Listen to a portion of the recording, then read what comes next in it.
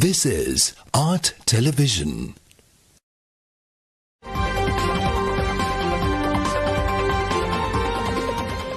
Coming up, State of Business, sponsored by IWS Aviation.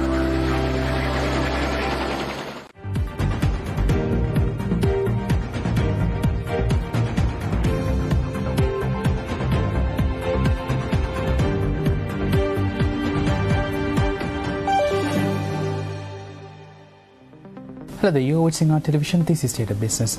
I am Pamutha Katungapala. Let's have a look at the headlines. Government steps up efforts to facilitate FDI projects.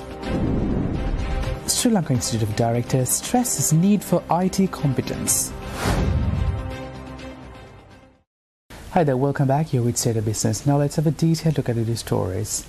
Now, State Minister of Investment Promotion Dilum Amanugama has stepped up efforts to address the concerns of the investors seeking approval for investment projects.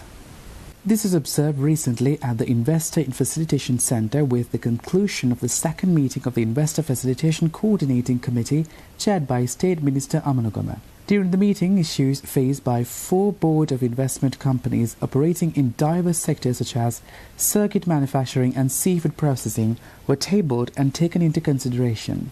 State Minister Amanugama directed the officials of pertinent aligned agencies to expedite actions to swiftly resolve the pending issues of the investors. The State Minister hopes that the meeting help enhance collaboration and synergy with investors, thereby boosting investor confidence and exploring investment opportunities.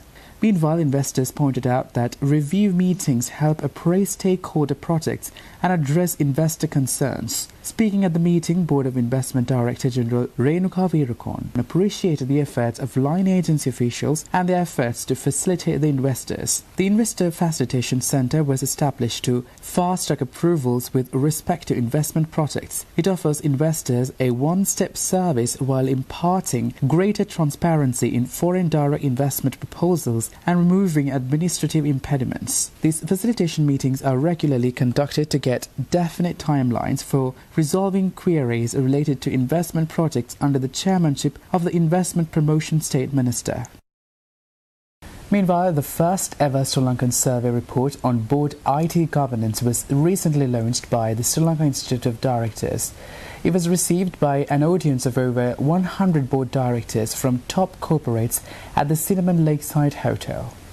SLID Chairman Faisal Salih in his opening remarks said that IT governance is an integral part of overall enterprise governance and proper IT governance is now a significant board-level responsibility. The Sri Lanka Institute of Directors collaborated on this study with Ernst & Young, Sri Lanka as its main technical partner. The organizations were assisted by a team of high-profile IT governance experts from 3 foreign universities and Ernst & Young Global Delivery Services. The survey was designed, conducted and analysed under the guidance of professors from the Memorial University, Canada, the University of Waterloo, Canada, and the Jindal Global Business School, India. SLID received assistance from the Ministry of Finance, the Colombo Stock Exchange, the Ceylon Chamber of Commerce, and the National Chamber of Commerce of Sri Lanka to conduct the survey. This is conducted amongst company directors across several industries in the private and public sectors. The study focused on the current state of board-level IT governance expertise and practices across public and private sector companies. Outcomes were aligned to the context of increasing technological challenges and disruptions companies face in their operating business environments. Ernst & Young Sri Lanka partner Arjuna Herath recapped the key findings and outcomes of the study. He shared an overview of board governance and its link to IT governance and the need for both for the success of corporates today. Ernst & Young Sri Lanka partner Arjuna Herath emphasized that as the board's IT expertise increases, it facilitates a better board IT governance and in turn better return on investment. Partner Herath made a compelling presentation emphasizing the need for adequate and appropriate IT knowledge, experience and expertise within boards of directors. This knowledge will support operations in a technologically driven internal and external environment in line with survey findings. It was advocated that for boards to carry out their duties responsibly and accurately in today's market, they must know about IT, its risks, its impact on strategy, and the related privacy and security issues. Some insightful findings from the diagnostic study were that IT governance at the board level was significantly less effective than overall board governance.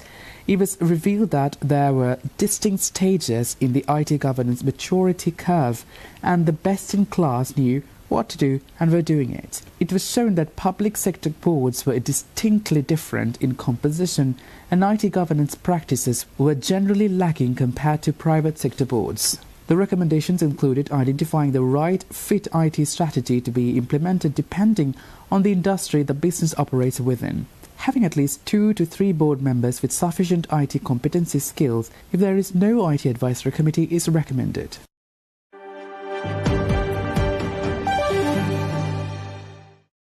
See you soon with more stories after this short commercial break.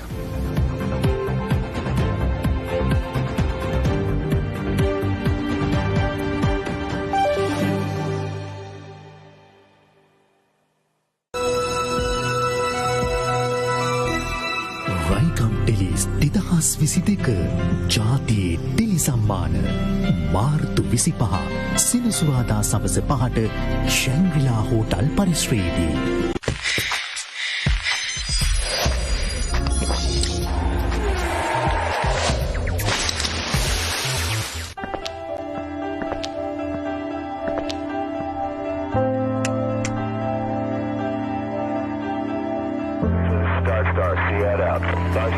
IWS Aviation.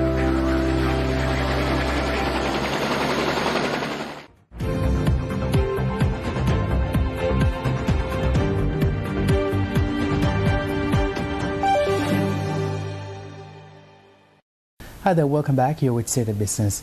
Now, direct exposures to Silicon Valley Bank and Signature Bank among Fitch Ratings portfolio of rated banks in Asia Pacific appear limited according to Fitch. Now, weaknesses that contributed to the failure of the two banks are among the factors already considered in Fitch rating assessments for Asia Pacific banks. These weaknesses are often offset by structural factors such as regulation, and Fitch expects that authorities would provide liquidity support if needed. The quality and persistence of deposits is an important credit consideration for bank credit ratings. This applies particularly when liquidity is tightening sharply and when unrealized valuation losses on asset holdings could be realized if a deposit run forced banks to sell assets. Few Fitch-rated banks in Asia-Pacific have the sort of depositor concentration profiles that left Silicon Valley Bank particularly vulnerable to a run. Fitch believes that risk of deposit volatility could be significant for digital banks in the region. However, the ratings of the two digital banks in Fitch's Asia-Pacific portfolio are driven by expectations that parent entities would provide extraordinary support if needed, mitigating this risk.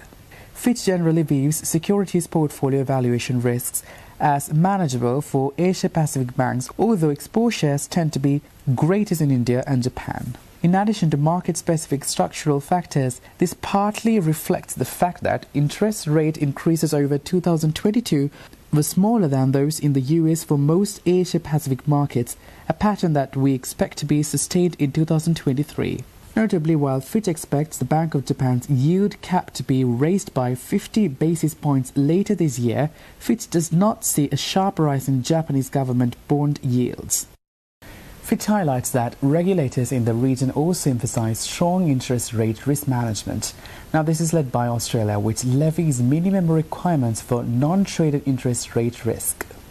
Many developed markets incorporate the minimum Basel liquidity rules, which smaller US banks are not subject to. In line with this, Japanese banks have been reducing securities investments and duration, and some banks in Taiwan have raised capital to restore Common Equity Tier 1 capital ratios after interest rate-related valuation losses. Fitch believes risks from valuation losses are offset by the likelihood that the authorities will provide liquidity support to banks if needed. Support from smaller banks may be more variable. For example, Fitch assumes New Zealand's more non-bank deposit takes would not have access to central bank's lender of last resort facilities. Ultimately, the credit worthiness of many Fitch-rated banks in Asia Pacific is heavily influenced by prospects for extraordinary sovereign support. Fitch's base case is that recent developments in the US will not cause major shifts in US monetary policy.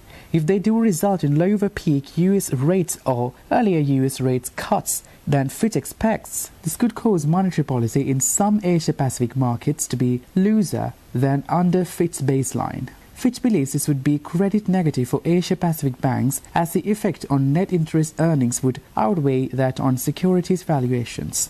The direct exposures among Fitch-rated banks in Asia Pacific to Silicon Valley Bank and Signature Bank are not material to credit profiles. Some Japanese banks and their clients also have limited indirect exposures, but these would not be significant for the bank's credit profiles.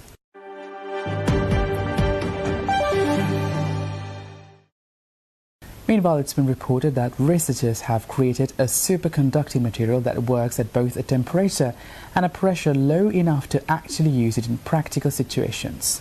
It reaches a breakthrough that scientists have been chasing for more than a century in making a material that is able to transmit electricity without resistance and pass magnetic fields around the material. This discovery could lead to power grids that are able to seamlessly transmit energy, saving up to 200 million megawatt hours that is currently lost to resistance.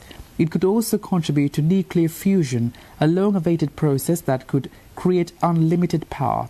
Other applications include high-speed, hovering trains and new kinds of medical equipment, they suggest. A team led by the same scientist, Professor Ranga Dias, previously reported the creation of two slightly less breakthrough but similarly superconducting materials in papers. These papers were published in Nature and Physical Review letters. The Nature paper was eventually retracted by the journal's editors amid questions over the scientists' approach. This time around, Professor Dias and his team say they took extra steps to avoid similar criticism. The scientists looked to validate the old paper with new data collected outside of a lab, with a team of scientists watching as it happened live, and undertook a similar process for the new research. Professor Dias and the team made the material by taking a rare earth metal named lutetium and mixed it with hydrogen and a small part of nitrogen. Stay tuned for the stock update.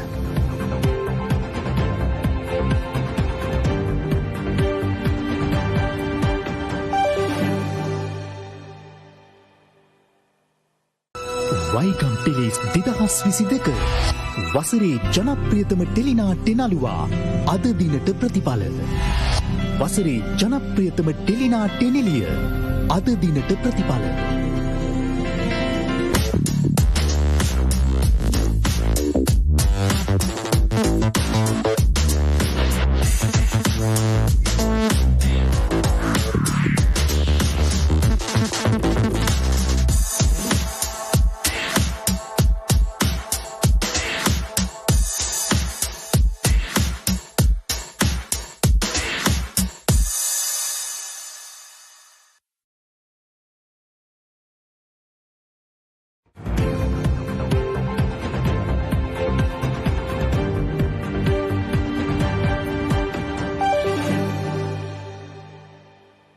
Welcome back, here with State of Business, and now the stock update.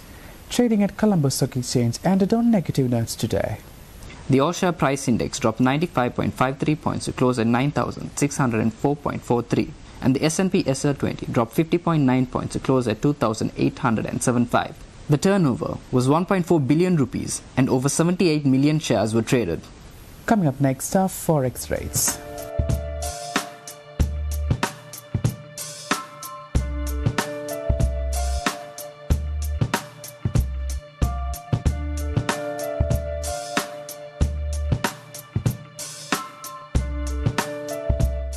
And that's a wrap from today's edition of State of Business. For this and more, subscribe to our channel on YouTube and follow us on Facebook. Thanks for watching. Bye-bye.